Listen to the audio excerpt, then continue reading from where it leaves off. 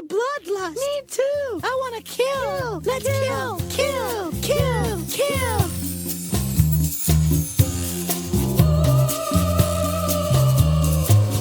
Hello, listeners, and welcome to The Bloodlust. This is your go-to podcast for classy broads talking horror. This is episode 236 of the program. Tonight we're talking about VHS 85. Another year, another VHS movie. That's been the trend anyway. Well, it has been 21, 22, 23. Yeah, since Shudder took it over. Yeah, let's keep that going. It doesn't show any sign of stopping, if this one is any indication. Yeah. My name's Amy. I'm your fearless leader, joined, of course, by Jamie, my lovely and talented co-host. Hello, friend. Hi. Yeah, another October, another VHS movie. I guess I never realized they had done one in the last 3 years in a row. Like, that makes me so pleased because, man, I'm such a fan of these. 94, and then 99, and then this one. All right. 85.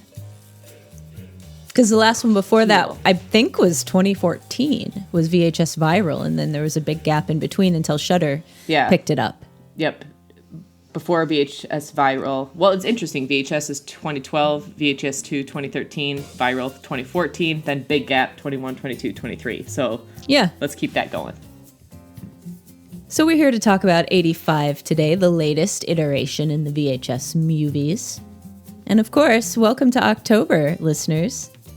It's that time again. We had some seasonal brunch menu items today, and it has turned cold here in Michigan, so we are feeling fallish. And I've watched a horror movie a day since October began. Very nice. I'm doing my part. Yeah. I'm not, but I'm there in spirit. I think the best movie I've watched that was older so far was In the Mouth of Madness, the John Carpenter movie. I hadn't watched that movie before, so I got to that one. Also, I saw The Beyond for the first time, which I hadn't seen. The the guy who made the guy who made Reanimator. Oh, okay. Why can't I remember his name? Stuart Gordon. Ah, yes. Was it From Beyond? Not The Beyond. That's a different movie. From Beyond. So From Beyond and In the Mouth of Madness, both kind of Lovecraftian. I actually found that there were some notes of Lovecraft in this VHS. We had a couple of apocalyptic things going on. And I thought that the frame story was a little Lovecrafty too, with that weird being with the tentacles. So, being that it's October, what are some upcoming releases? That's our roundtable for today. What are some upcoming movies that you're looking forward to during the spookiest time of the year? Some of which I'm assuming we'll be reviewing. I would think so. There's going to be a lot. There's so much. There's always like an insane list. A lot of them came out on the 6th. Yeah, just that's yesterday. A hot date. The Pet Sematary prequel, Bloodlines, about Judd Crandall. That one came out yesterday. I don't have Paramount Plus anymore, so I think it might be a while before I can watch that one. But I'm interested in it. That's probably the one I'm most interested in, honestly. The one I had been most looking forward to is this one, VHS 85. Ditto. Yeah. Were there any other ones that you're interested in? Yeah, I mean, there's definitely a solid list of ones coming out, but there's one in particular that I read about, and it's a found footage movie, and it's Irish. So it's got two things that I'm kind of keen on, and it's called the Glenamara tapes. Oh, I haven't heard of this. I think this is due to come out mid-October, and I'm not sure exactly where it's going to be streaming, but I have a sneaking suspicion it's going to be Prime. Oh, yeah? Yeah. But the premise for it is, in spring 2020, when 5 students and 2 faculty members from the Mid-Ulster College of Art go missing in a forest on the north coast of Ireland, what happened on the day they disappeared has remained a mystery until now. Not a whole lot revealed in that summary, but as any longtime listener will know, like, I'm a sucker for a found footage movie. I kind of feel like it's been a little while up until VHS that we've seen a found footage movie. Mm-hmm. I think Ireland has some really interesting offerings in terms of horror. Some have been hits, some have been misses. I think of like, what's the one, like The Hole in the Ground? Yeah. It was a miss, unfortunately, but for me.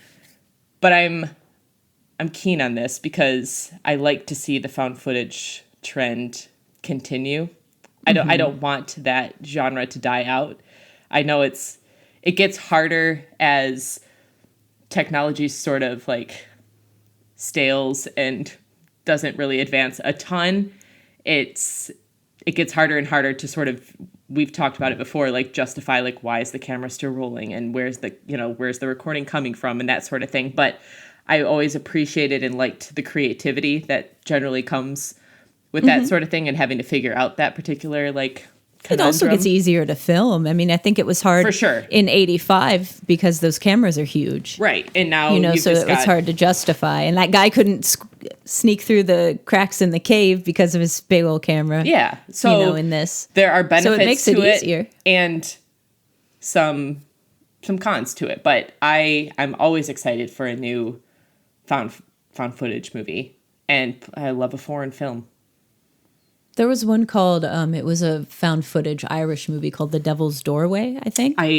Yes. I don't remember much about it, but good. I watched it. Yeah, I feel like I remember liking that a fair amount. It was something about the Catholic Church and possession and stuff. I don't really remember the specifics of it, but I know I liked it.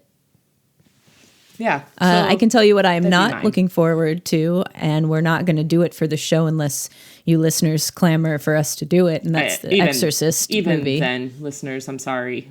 It just doesn't look good at all. Unless you're going to send me some money, and I have monetary motivation to do so, I have zero interest in watching this movie. I'm afraid it'll just piss me off. It already has. I'm already pissed off. Yeah. It's not necessary. I'm sad that Ellen Burstyn is in it. Listen, we all got to get a paycheck. It's just a job.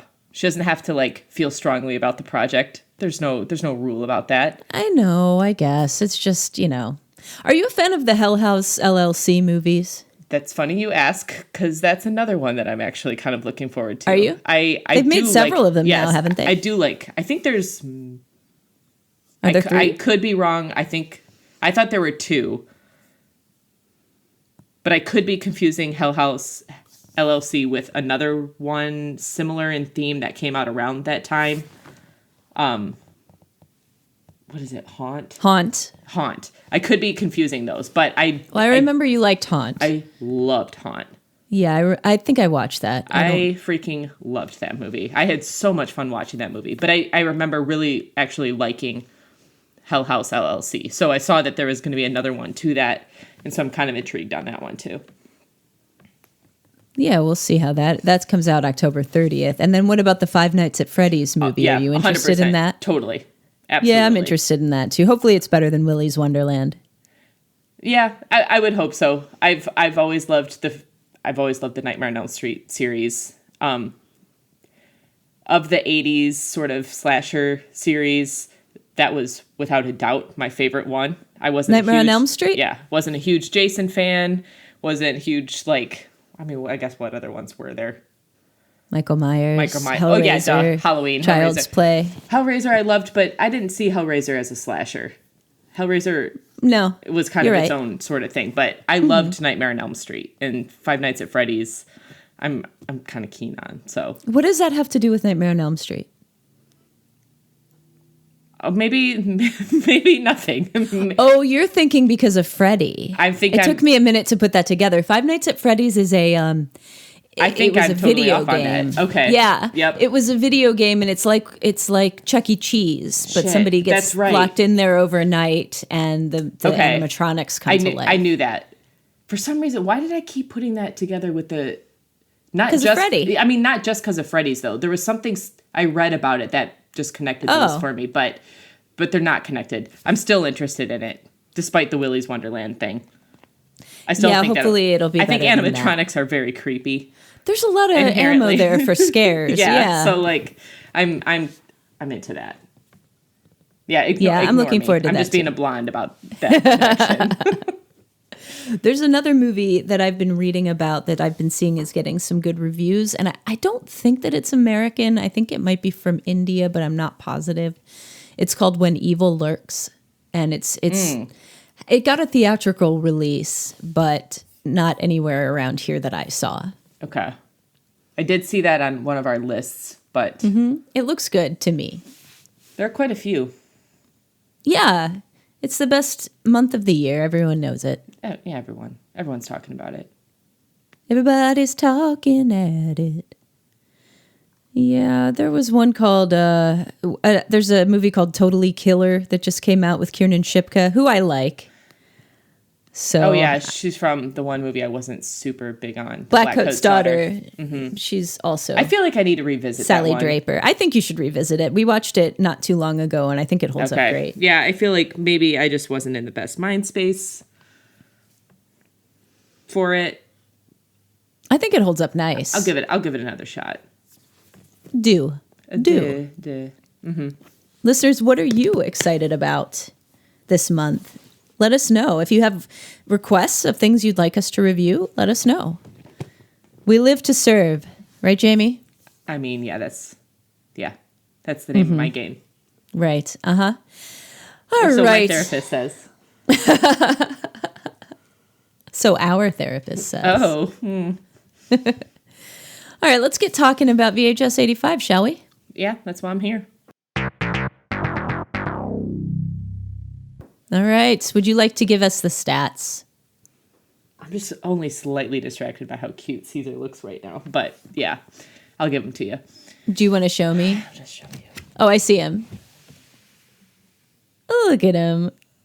Oh, yes. Curl that paw. Just shoved up against the pillow. I just love him. Okay. Anyways. Little man. This here movie is not rated. Runtime of 1 hour, 50 minutes. It stars Freddie Rodriguez, James Ransone, and Jordan Belfi. Jordan. Premiered at Fantastic Fest September 22nd, 2023. Released on Shudder October 6th, 2023. And on Rotten Tomatoes, it's currently sitting at 73% fresh for critics, 71% fresh for audience. Thank you, Jamie. I'm just adjusting here. I had to shut the door because my heater came on. Yes, I put my heat on. I mean, I also It was 66 in the house today. I was cold. It was 65 when I woke up, and I was chilled. Yeah. I realized I had a couple windows open still, but that's what happens in the Midwest in My furnace October. is not working that well, so... Oh, good. Yeah, that's right. Right, but I get it replaced next week. Wonderful. This one is about, it's basically just, you guys are familiar with the VHS movies. There's usually a frame story, sometimes not much of one. It's pretty thin. This one has the most frame story that I think we've gotten since the beginning of the series. Yep. It's just ostensibly one tape from 1985 with a bunch of different videos taped onto it. And also that drinking and driving ad with the mugs crashing into each other that I remember from being a kid. 100% remember that ad. When friends let friends drink and drive. Totally remember that ad. Friends die. Yeah. Nothing cuts right to the core of your memory than an ad from that time period, man. So freaking true. I got to go back to some of the VHS tapes where I taped stuff off HBO and stuff when I was a kid. Not HBO because it wouldn't have ads, but like TBS and stuff. Yeah. To get those old commercials. You can just Also, watch them on nothing YouTube. ages faster than a commercial. Yeah. I wouldn't even know which ones to look up anymore. No, but I mean, know? like, you can just do, like, 90s or, like, late 80s ads, and it... for me, it was always those, like, late-night CD compilations. Oh, yeah. Like, Monster Ballads. The ones where you only know the song from, like, the one snippet. Yeah, the one with Enya and... some other ones. Yeah. I remember falling asleep on the couch and waking up and that being on and being like, oh, there's just a very specific moment in time. But I digress. It captured a moment seeing that ad. Yeah. A lot of this did, the tracking stuff on there and everything. I mean, the VHS resurgence has passed now, but it's still kind of cute that they went back. It's weird to me I love it. that this is the first time we've gone back to the 80s in the series. After this, I kind of feel like they could do it again. Like, Another 80s one? as a child of the 80s, I think there's a lot of opportunity there, and it's ripe for picking. Like, there's a nostalgic button that is pushed with this movie that just, it hit it, and it felt right. It felt comfortable, like a warm hug, like I was welcomed back home. The 90s stuff does too, to a certain extent, like the one with the like Legends of the Hidden Temple game. Yeah, that essentially, like, that sort of stretch. If they did another one of that, there's a large enough group of us. Well, they probably horror will. Lovers. Yeah, like, I'd like to see more of that.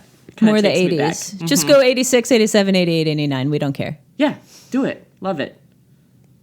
So why don't we go into these? Well, first of all, and before we get into the individual stories, why don't we talk about overall, how do you feel like this one stacks up to the other VHS movies, and et cetera, et cetera. And then we'll get into the stories themselves. Okay.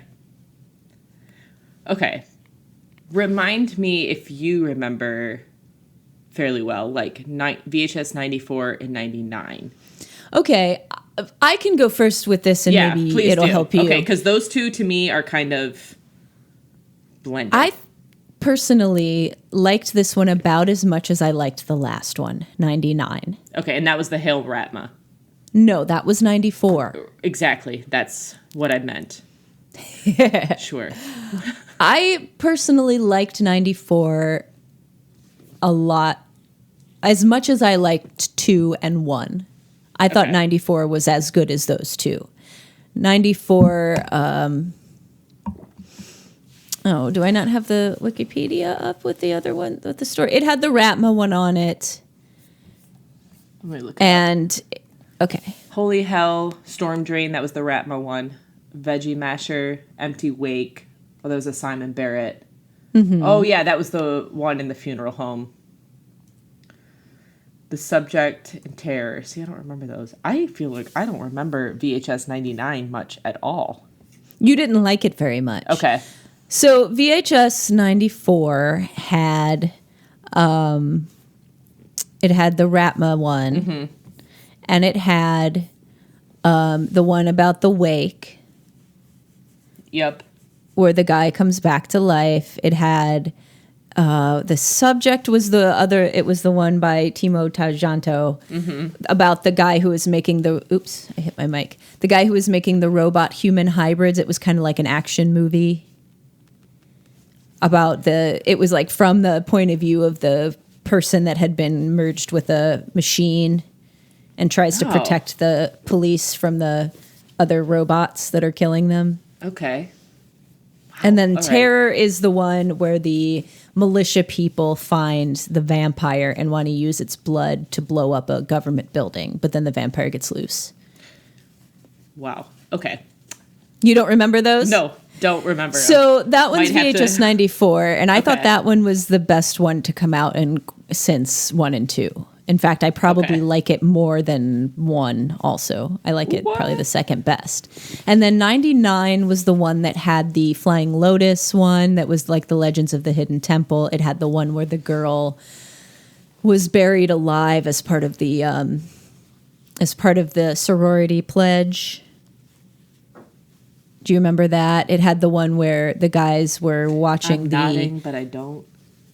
The guys were watching the girl who turned out to be like the Gorgon or Medusa or whatever. Oh, yeah, okay. And turned them into stone. And then the one where the guys are transported to hell. Oh, yeah. Okay. And it had the animated frame story that was like stop motion. Okay. It also had the I need shitty... to rewatch a couple of these. Okay. It had the shitty... band one at the beginning that was bad. Okay. So I think personally I liked this one about as much as I liked 99, because 99 probably as much as I liked 99, because 99 I thought the first one was terrible, but the other ones were pretty good. Okay. And I think this one has one that's just a stinker and the rest of them are decent. Okay. And the one that I think is a stinker you liked. So that's funny. Well, overall, I think this is if we had the exact same opinion, it wouldn't be fun. I liked this one quite a bit. I thought it was fun. I think this was a very welcome addition to the rest of the franchise. And are there any in here that I think are as good as like the best ones? Yeah. I think that there's aspects of these that are just as good as some of the best ones that they've done. All right. Which? Like, you usually do a summary, so what? Well, I thought we would do that after we talked about, like, the overview. Okay. We'll go into each one and Fair talk enough. about, like, who directed them and all that jazz. Okay. So what do you think? I kind of loved this one. Now that I'm remembering 94 and 99, I do recall 99 not being high on my list. 94 was fun. 1 and 2, they were the first ones that really got us all into this. I think the second one is going to be VHS 2 anyways, is always going to be number 1 in my book because A Ride in the Park, I think, is still one of my absolute favorites. And the kids versus the aliens. Yes, and Kids vs. Aliens and Safe Haven, right? Yeah. Is that the culty one? Yes. Like, 2 was awesome. The only, the weakest one of 2 was the Adam Wingard one, which... Yeah, the eye transplant one. Which wasn't terrible, but it was... No. It was the weakest in comparison to the others. So VHS 2 is...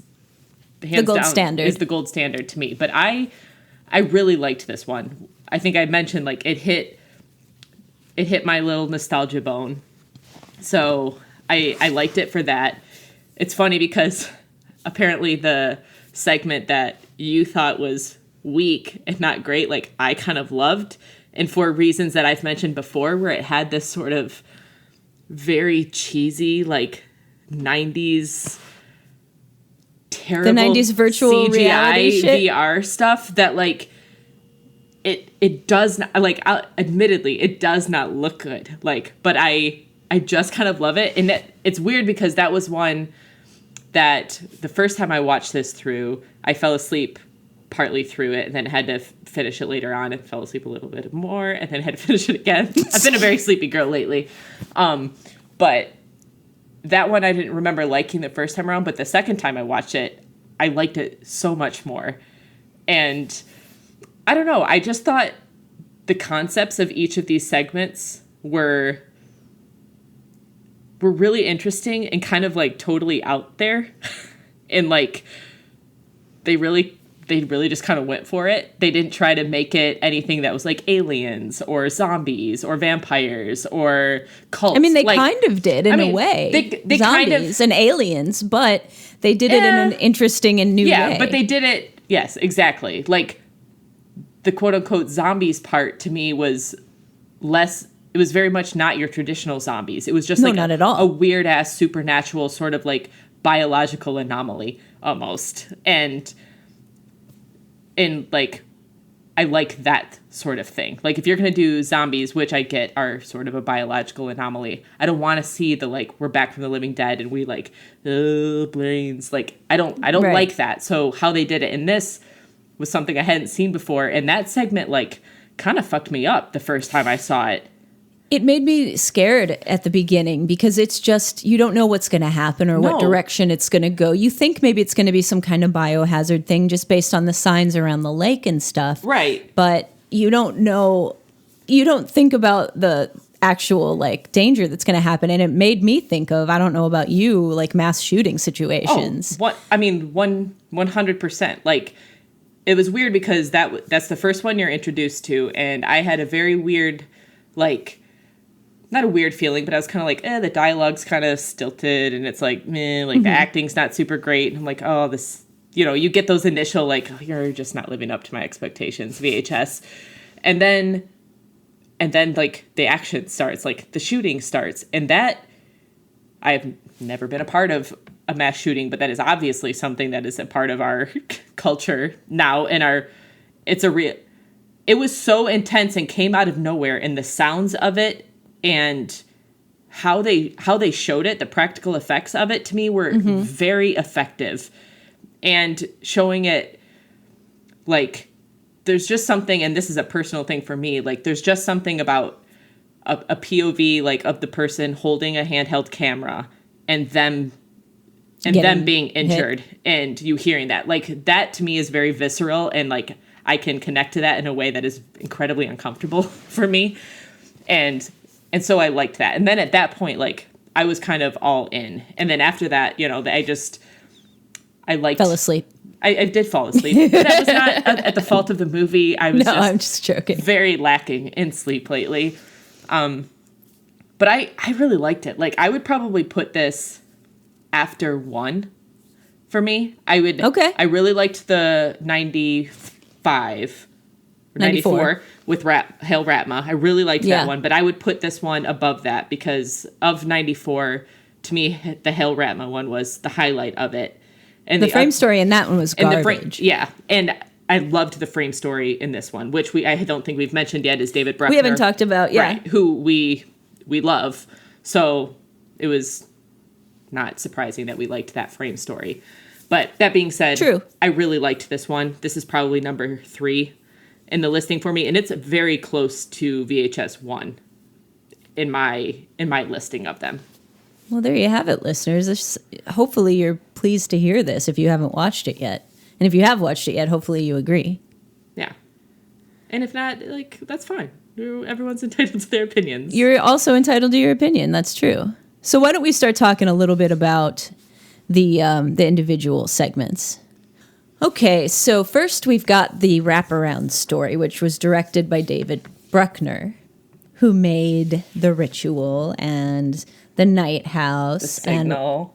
And The Signal, which is on streaming now, I believe on Prime. So if you haven't seen that, I suggest that's another anthology horror.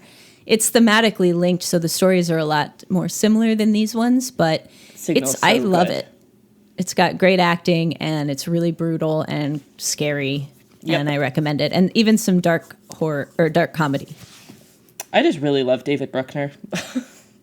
I think he's great. Most of his stuff is really a pretty good win in my book. I feel like I should watch The Night House again, because a lot of people really like that, and it just really annoyed me. I liked it the first time. It's one I'd go back to and watch. Maybe I'll try it again.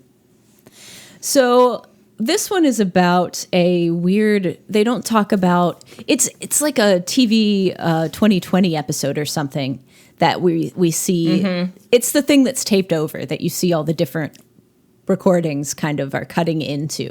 So every time one of them is done, it goes back to this story. And it's this guy or this creature that they've named Rory that at first looks like a blob version of a little boy, like a 3D printed version or something, but all like jellied and gross. Sort of like an invasion of the body snatchers before they're fully formed. Sorry about the dogs. I thought this had a bit of a kind of a Panos Cosmatos feel to it. Mm-hmm. A little bit. I could see that. I enjoyed the practical effects in this. I thought it was pretty cool. I've been watching, like I said, some older horror movies from the 90s and the late 80s, like From Beyond and In the Mouth of Madness, and both of those have the slimy, gross practical effects that we love so much from that decade, and this also had it. Too. And I was pleased to see it. And I liked the subject matter of the story. What about you? I did too. You liked it? I liked it. I liked, like we said, I very much loved that it had the feel of a VHS tape that had been recorded over maybe a couple of times to catch various things, and the sort of PSA about drunk driving and all of that. Like, for anyone who grew up in that time, like, it just hits. It hits differently. Like, I liked it. It felt cohesive with the segments, which I think is something that was lacking in 99. That's the one with the stop motion, the animated one, which normally I like stop motion stuff, but I do recall not thinking that just didn't hold everything in that movie together. Mm-hmm. And this did. And that's what I look for in the or what I want to see in the VHS movies. In the frame stories. Because that's what we liked a lot about the first and second, was that, like, the frame stories were set up in a way that they they did what they're supposed to do. They're framing the entire story, and they're sort of like holding in those segments that are contained within the middles. They're giving you a reason for why we're watching them too. Yeah, and they like create, and they're thematically linked somewhat to the rest of it, so it all like it holds together. And that I think was lost maybe in some of the later ones, but I feel like was brought back in this one particularly in a very nice way, because it almost was tricky to even discern when the frame story ended and the segments began, which especially because one of them kind of continues into another one later, right, which I mean could I thought was fun, largely be a part of just the technology of the time.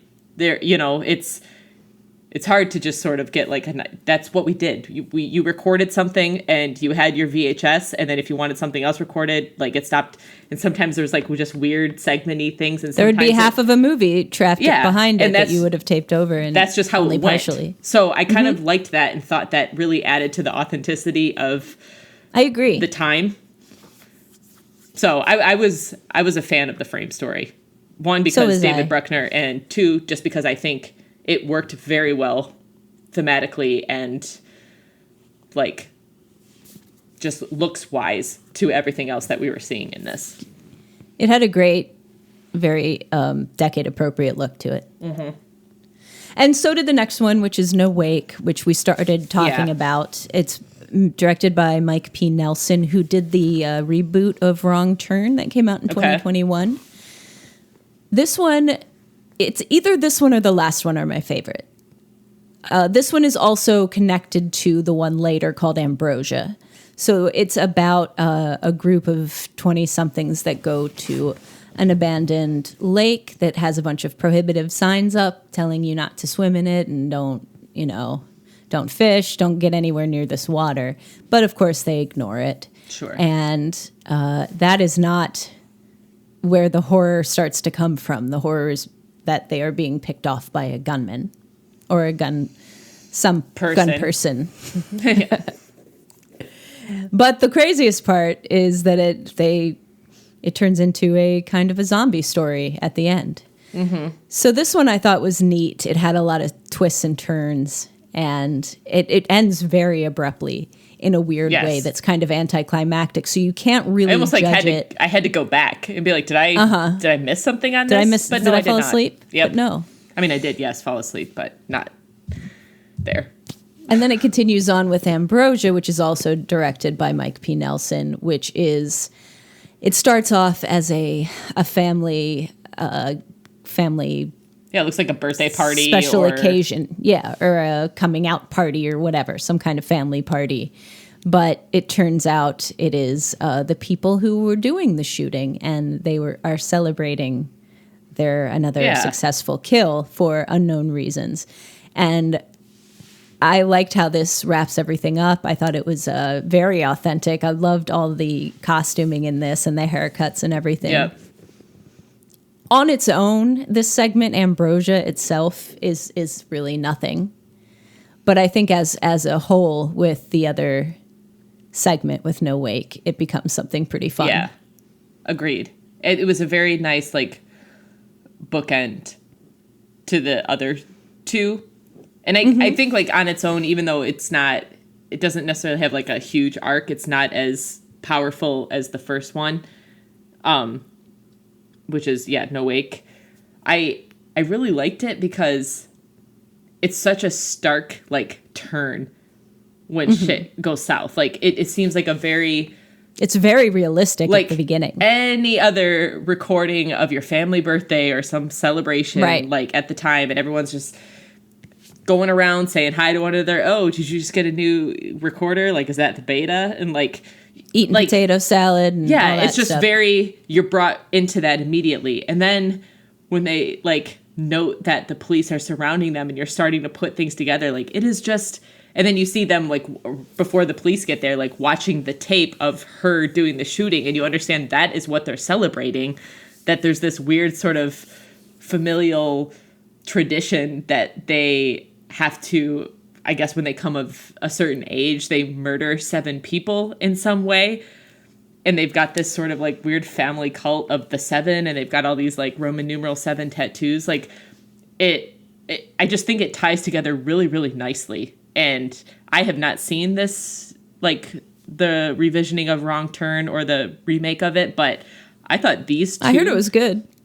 Were like super well done. And I thought they were very cool. And like I said, when I first talked about No Wake, like it was weird because I did have qualms like with the dialogue, and it was just sort of like the acting wasn't super great. And I was like, where is this going? But man, once the horror started happening and the shooting started, yeah, that, and very much a product of our time, not so much necessarily 85, but hits now in 2023, like that was very powerful because it was just the fact that it's all point of view from this small little boat, and you just see people being picked off, and in very realistic and upsetting ways. Over an extended time. period. And I've watched multiple horror movies that are based on shootings, school shootings, or non-horror movies that are based on that. But that still, I would argue, are horrific simply because that topic and that theme is fucking horrific.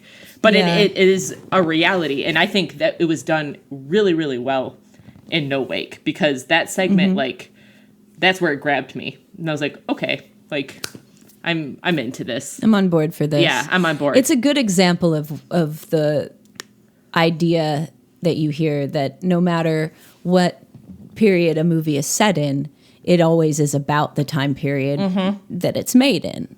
You know, and this, even though it's depicting 85, couldn't be more, you know, of this time period. Yep. As far as what we're afraid of now.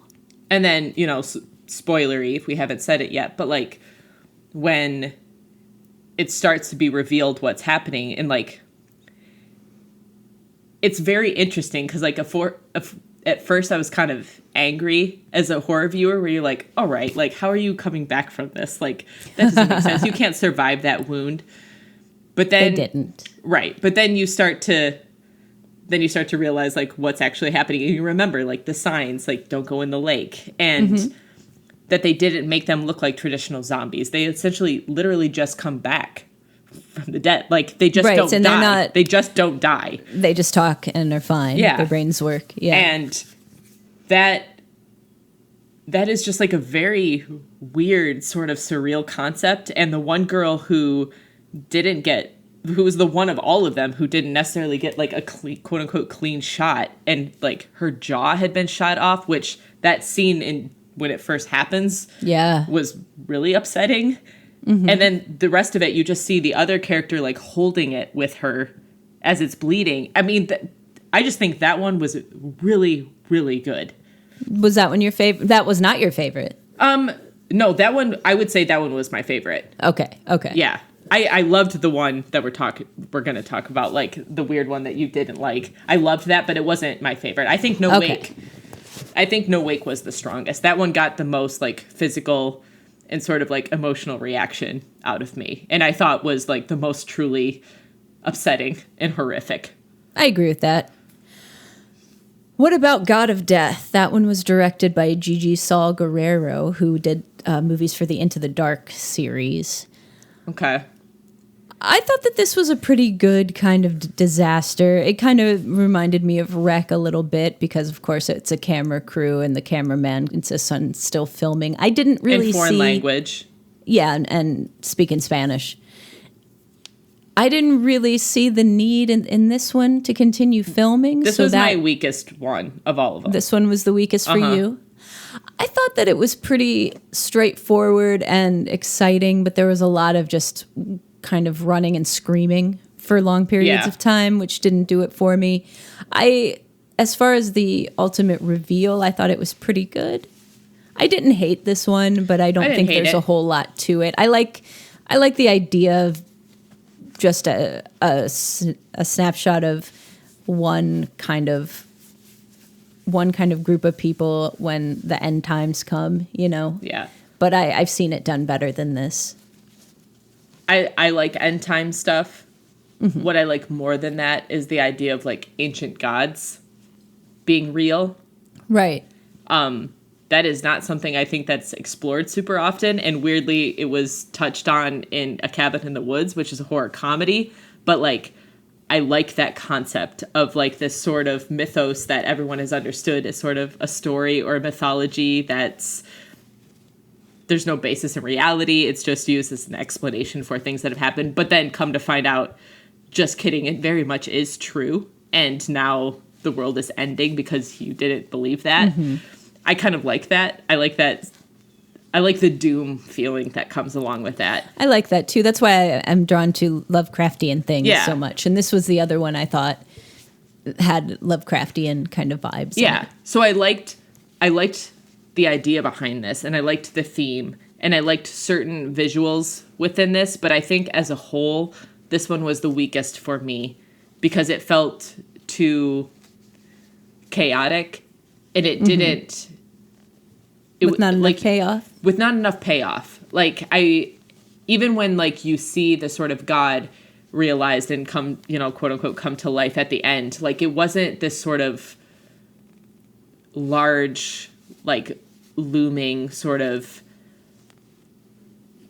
godlike presence that you would expect. It was very much still contained within this, like, human body in this thing. And then you see which is fine, but then you see outside of it where there's like the others are kind of going through the rubble and they're cleaning it up, and there's no indication that the end has come out there. So it didn't feel super pulled together. I liked the concept. I just thought, like, of all of them, this one was the weakest for me. Well, I thought the next one was the weakest, TKNOGD, which is directed by Natasha Kermani, who directed Lucky. And this one to me was just it's so funny. It was just a lot of talking, took a lot of time to get going. The performance art goes on too long, and the content, her dialogue I thought was dumb, but not dumb enough to be funny. And there's a couple of like attempts at humor in it, like the iPhone and the punchline at the end, which I thought the punchline at the end was pretty good, but it takes so long to get to it that by that time I was not interested. Yeah. But you tell me what you liked about it. I really liked this one. Like, the first time I watched it, the like performance art thing and like the sounds that she was making and the, you know, the words that she was speaking and distorting with her system that she had going on or whatever. Mm-hmm. Like, I remember thinking, this is weird. I don't even understand like what we're doing here. And then it gets so crazy. And I guess I'm just learning that about myself. I am a sucker for this sort of shitty VR CGI, like 90s era, 80s era look.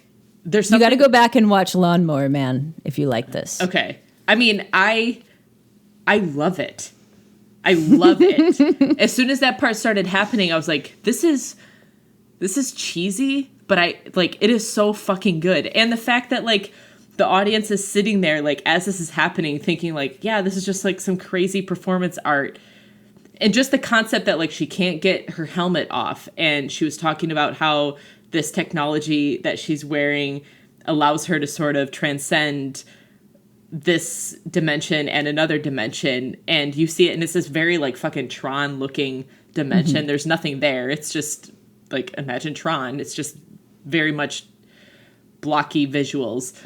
And then there's this weird shitty old school like video game looking, I don't know, like Medusa type monster. Something. I don't know. And it like does not look threatening at all, but is making threatening moves. And then you see it fatally affect this person in real life. And I can't even really explain why. I think it's mainly just because like that sort of thing just hits me in a way that I love. And it scratches a very particular itch. It really for does. You, huh? And I loved it. And I thought, I liked the idea. I don't like the idea of somebody suffering. I liked the idea in the context of this, okay, this segment of this this lady like being torn apart and eviscerated by this unseen, but not even unseen, because you see like the visual on the screen, but like it's not within that dimension. So it still just looks like performance art. It's hard to explain. I loved it. I thought it was really fun. It didn't hit me the first time, but when I watched it the second time through, I was like, oh, I'm into this. Like, I like this a lot. And plus that one had, other than the first one, I think it had like the coolest practical effects looking stuff that I was into. So you didn't like the last segment, huh? Ambrosia? No, No, really... Dreamkill. Oh, which one? Now, what one was Dreamkill? All right, so the last segment is Dreamkill, because Ambrosia is the wrap-up of the... Yep, and I liked Ambrosia a lot. We talked about this. All right, well, Dreamkill was directed by Scott Derrickson, who's the guy who made The Black Phone and Sinister and Doctor Strange, so probably the biggest director of the group here. I thought this one was really good. This was the one about the kid having prophetic dreams about murders and mailing them to the police station. Oh, yeah, okay. I thought this one had the best special effects. It was really gory and really bloody. And I really thought that the videos that he mails in reminded me a lot of the tapes from Sinister. Okay. With the sound design and stuff especially. I definitely that. liked this one. I will say, in my defense, this was the only one I didn't watch a second time.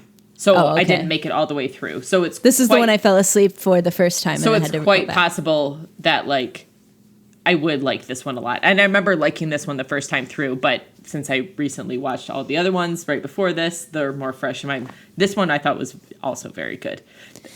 Again, another reason I just think this VHS, like, it stands up. Like, to me, that's another reason why this one goes within like the top 3. This one has some of the best score they've done in a while. Yeah. Especially this segment. It's really bloody. Yep, Dreamkill is super cool. And what's it called? The wraparound story? Total Copy was pretty gory too by the end. Yeah. But this one I thought was cool. This one had the biggest named stars in the cast. It had James Ransone from The Wire and Freddie Rodriguez, who was on, I don't know, all kinds of television. And I thought they did good. Who you may know from television. TV Zone, Freddie Rodriguez. Yeah, TV Zone. I thought this one was cool. I liked the investigative aspect of it, the whodunit aspect of it. And to me, I thought that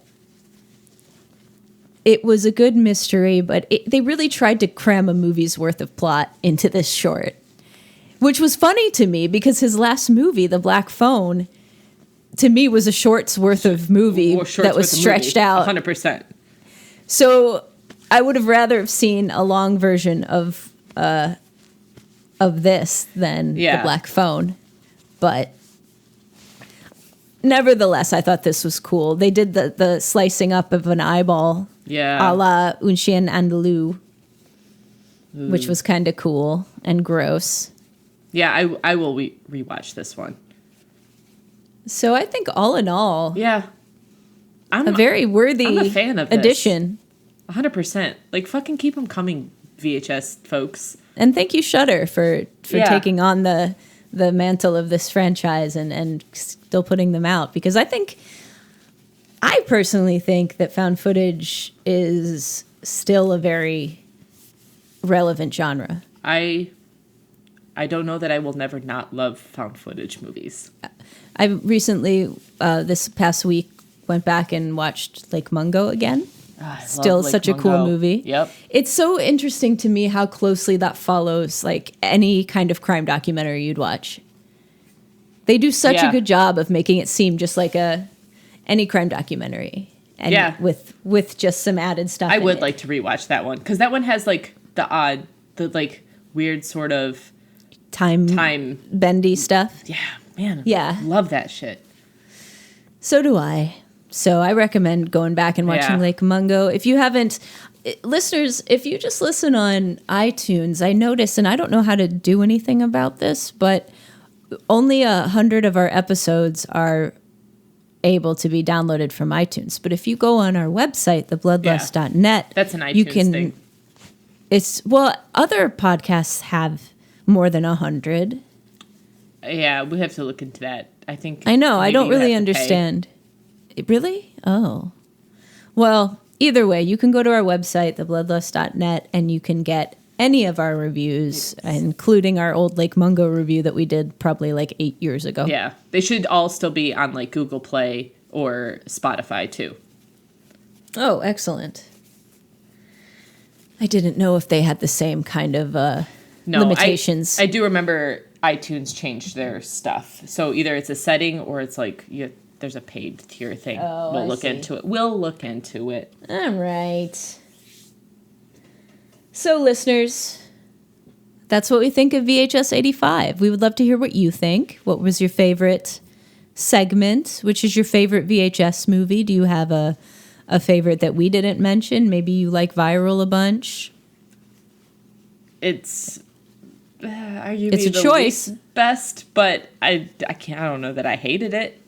I liked it better than I remembered liking it when I went back and rewatched same. them all. I think recently. my biggest beef with it is that it doesn't follow the same pattern as all the other ones. It's like it's not an anthology, and that's what I want.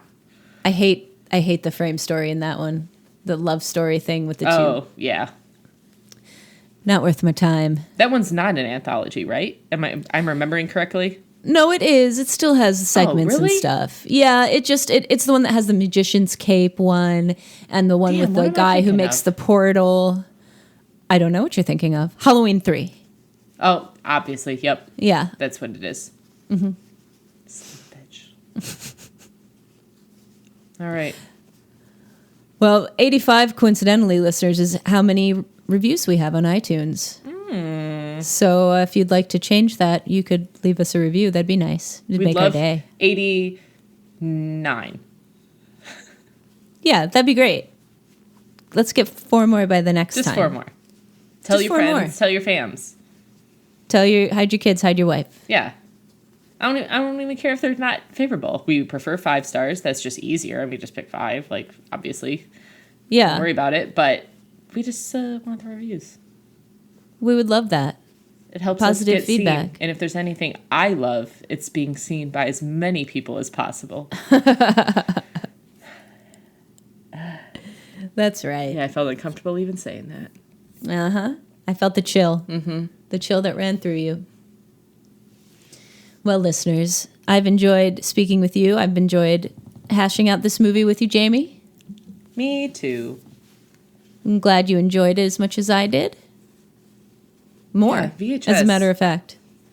You know what I would like to see another one of? What? ABCs of Death. I would like to see another one of the Field Guide to Evil.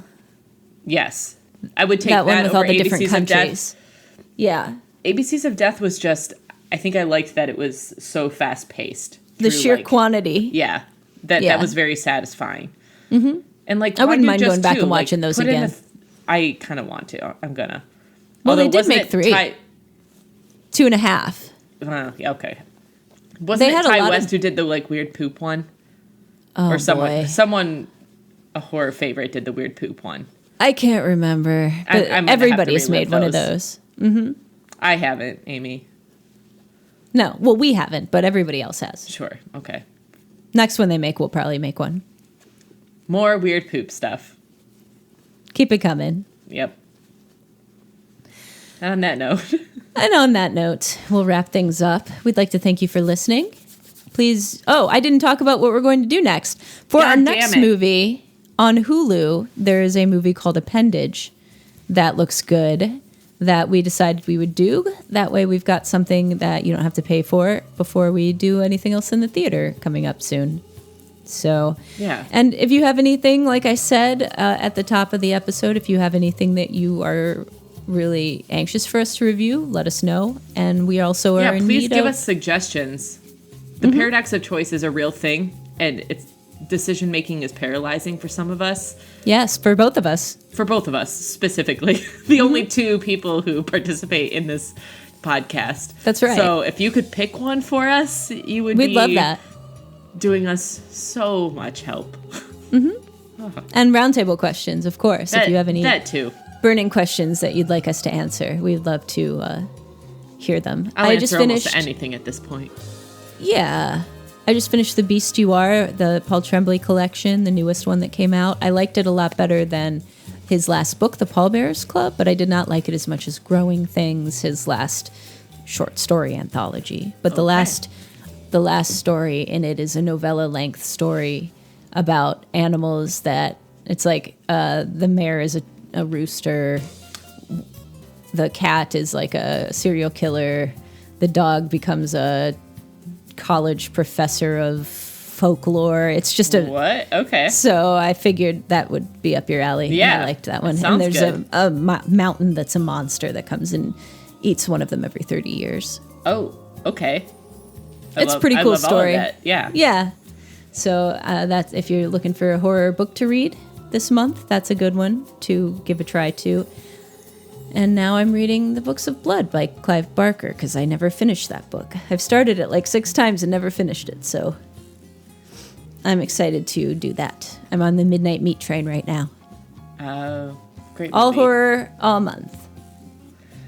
I'd love to say I'm doing the same, but Just playing a lot of golf. ADHD, makes me hyper-focus on certain things, and that is PGA 2K23 or whatever that is, and also reruns of Kitchen Nightmares. Well, I am going to go play some golf right after this, so what a Fantastic. coincidence. Yeah. Yeah, I'm going to go eat some chili because it's cold. it is cold. Hope you all have nice warm blankies to get under and enjoy your October. And thanks for listening. And until next time, I've been Amy. I am Jamie. Auf Wiedersehen. Auf Hail Wiedersehen. Ratma.